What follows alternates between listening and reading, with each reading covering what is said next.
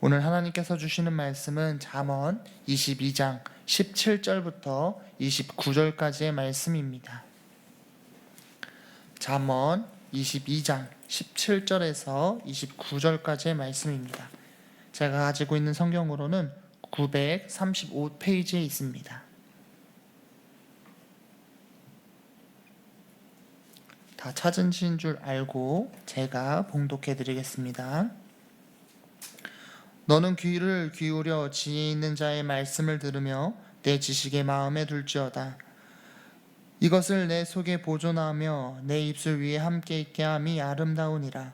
내가 내게 여호와를 의뢰하게 하려 하여 이것을 오늘 특별히 내게 알게 하였노니 내가 모략과 지식의 아름다운 것을 너를 위하여 기록하여 내가 진리의 확실한 말씀을 깨닫게 하여 또 너를 보내는 자에게 진리의 말씀으로 회답하게 하려 함이 아니냐.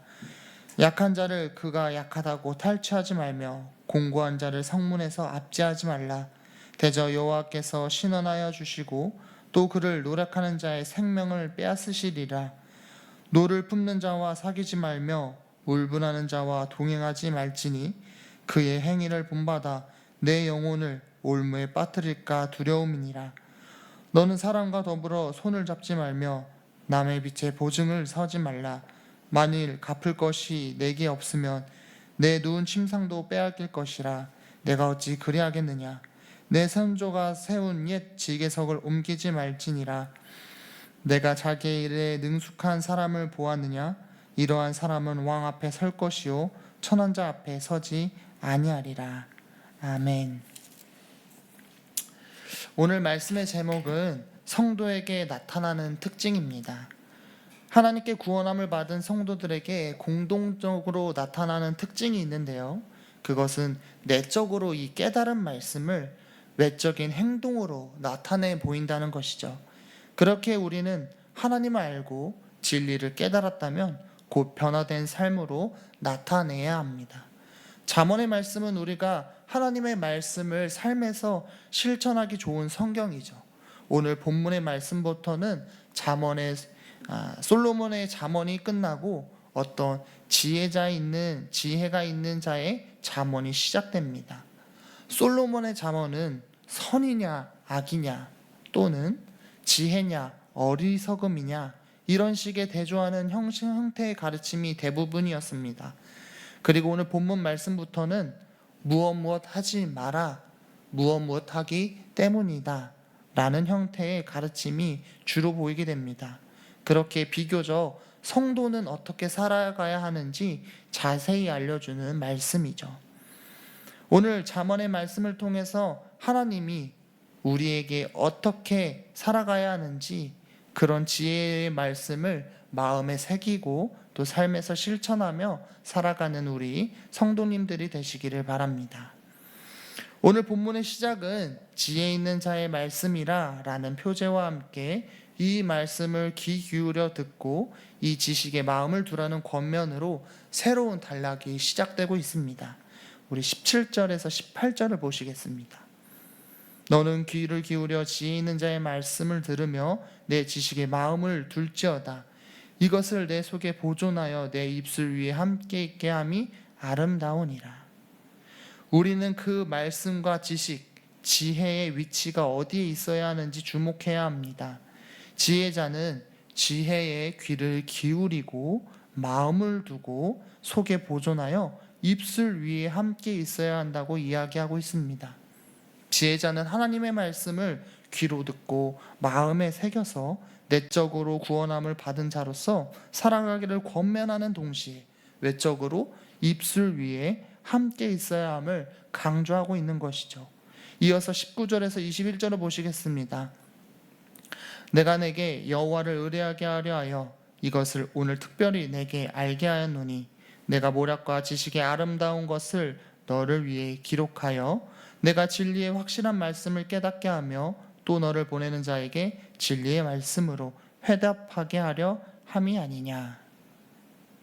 지혜자가 모략과 지식의 아름다운 것을 기록한 목적이 여기에 있습니다.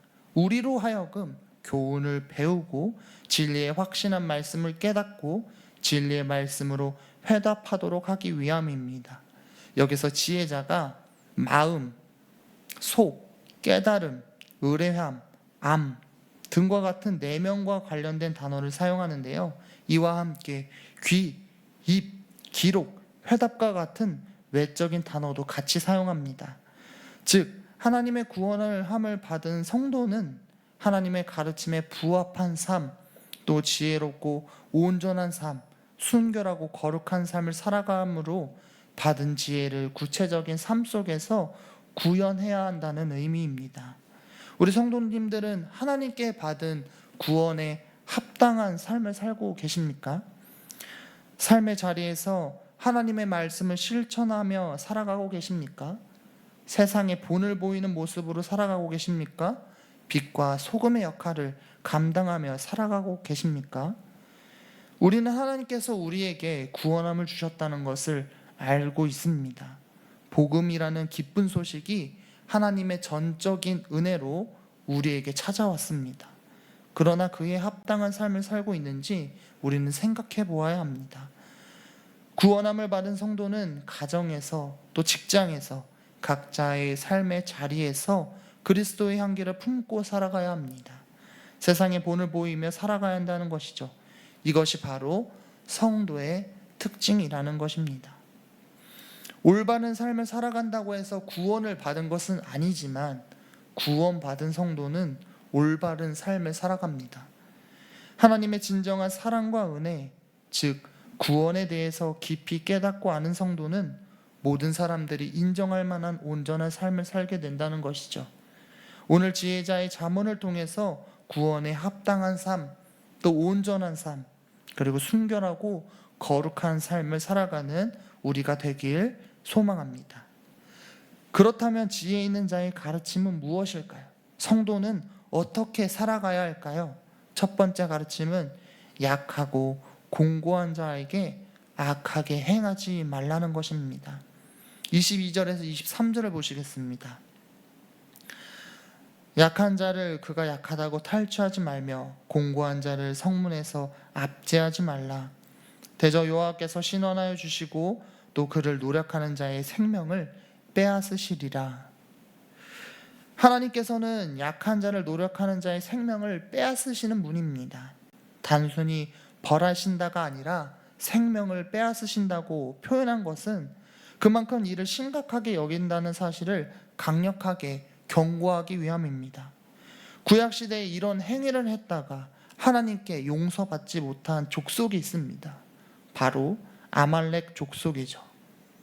우리 조금 성경을 찾아보시겠습니다. 출애굽기 17장 14절에서 16절입니다. 출애굽기 17장입니다. 17장 14절을 제가 읽어드리겠습니다. 여호와께서 모세에게 이르시되 이것을 책에 기록하여 기념하게 하고 여호수아의 귀에 외워 들리라. 내가 아말렉을 없이하여 천하에서 기억도 못하게 하리라. 모세가 제단을 쌓고 그 이름을 여호와 니시라 하고 이르되 여호와께서 맹세하기를 여호와가 아말렉과 더불어 대대로 싸우리라 하셨다 하였더라. 하나님께서는 이스라엘 백성이 아말렉 족속과 대대로 싸우게 하시고 아말렉 족속을 천하에서 기억도 못하게 진멸하셨습니다. 출애굽 당시 이스라엘이 아말렉 지옥을 통과하고자 했을 때 이스라엘을 공격했습니다. 이때 아말렉 족속은 이스라엘 백성들 가운데 연약하여 뒤처져 있는 자들을 공격하여서 하나님의 분노를 사게 됩니다. 그로 인해서 정복되어야 할 가나안 땅의 대상은 아니었지만 하나님께서 직접 따로 지명하여 완전히 진멸하도록 명령하십니다. 이 하나님의 말씀은 아말렉 족속이 역사에서 사라질 때까지 이스라엘과 계속 싸우게 하셨습니다.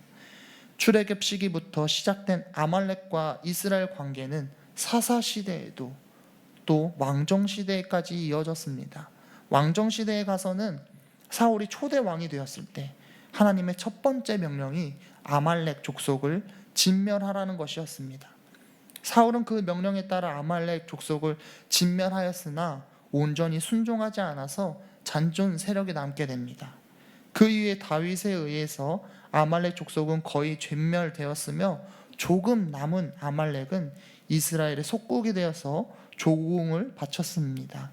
그 이후에 히스기야 시대에 와서는 아말렉 족속을 완전히 멸망하게 됩니다.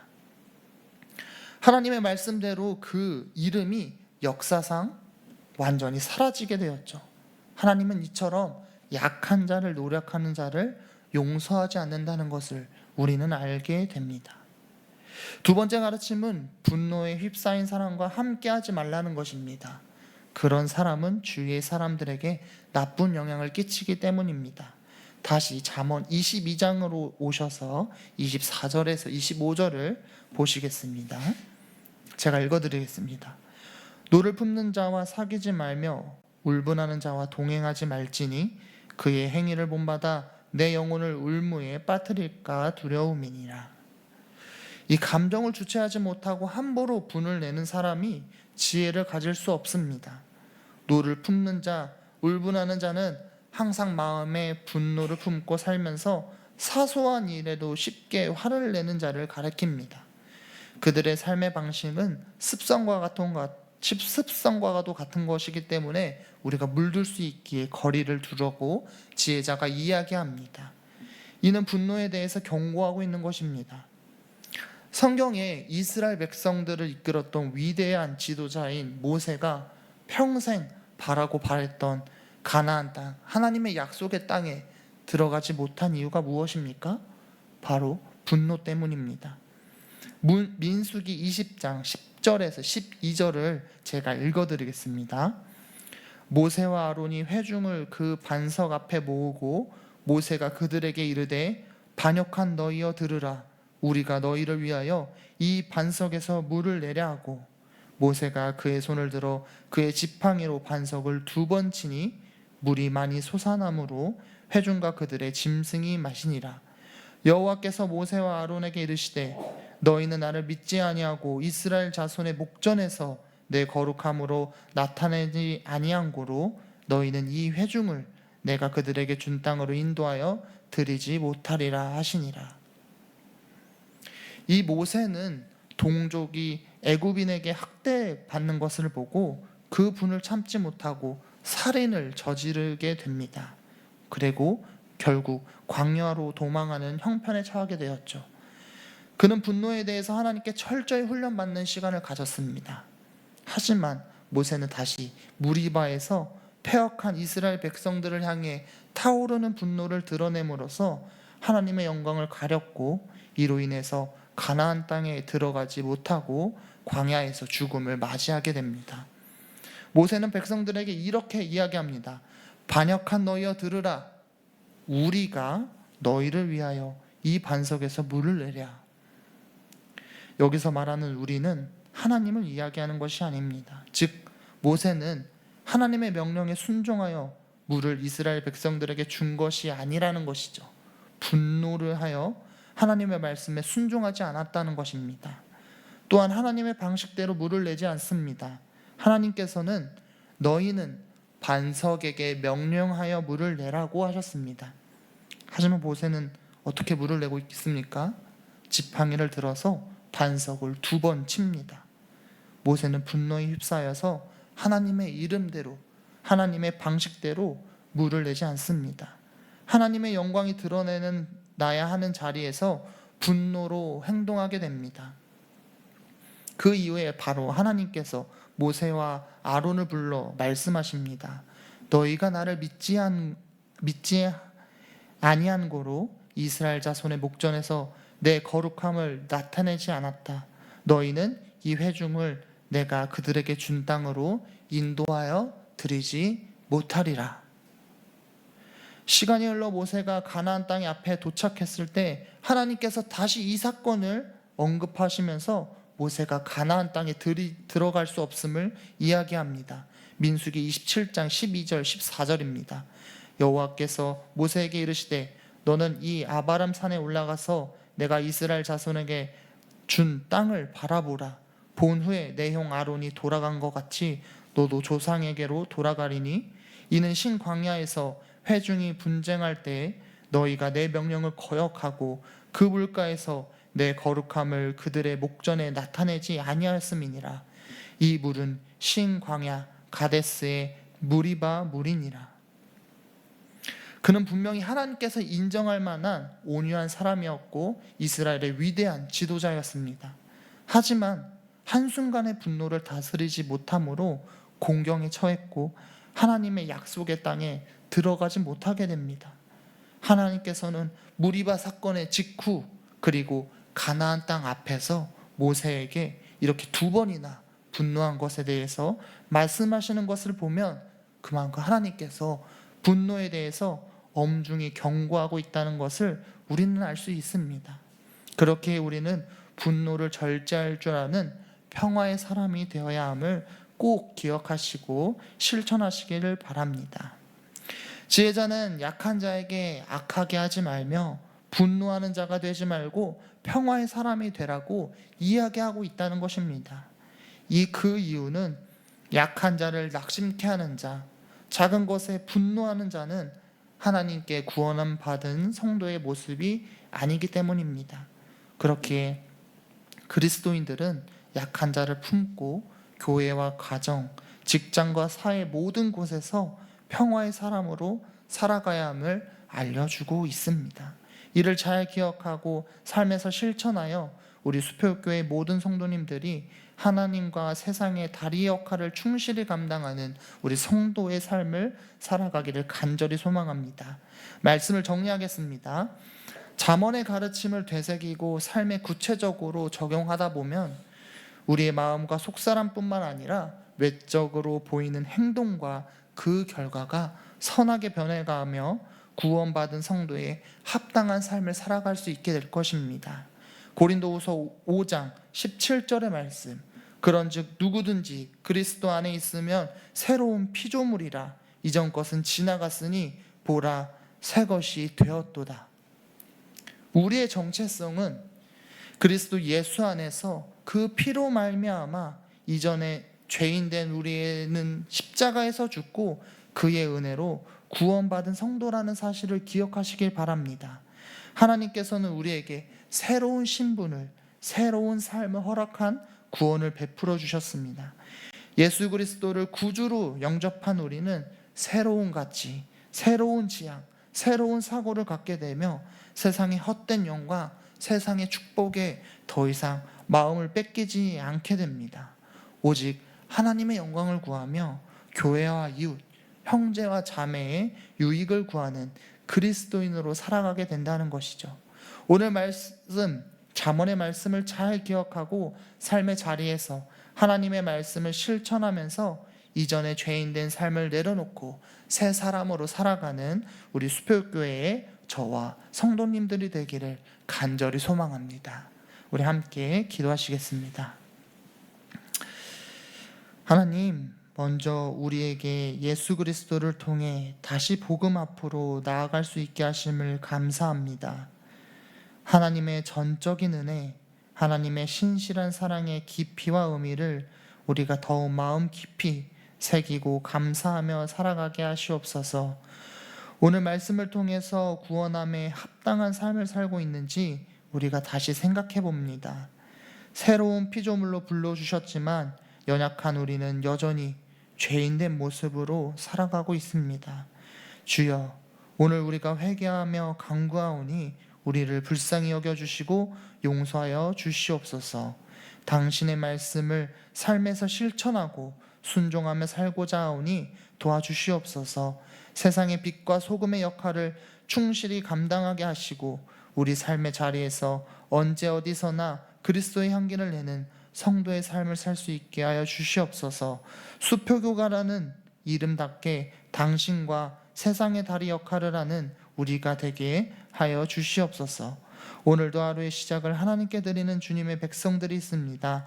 오늘 하루 이들과 함께 해주셔서 주님께서 허락하신 그곳을 작은 하나님의 나라로 세워나갈 수 있도록 하여 주시옵소서. 예수님의 이름으로 기도드립니다. 아멘.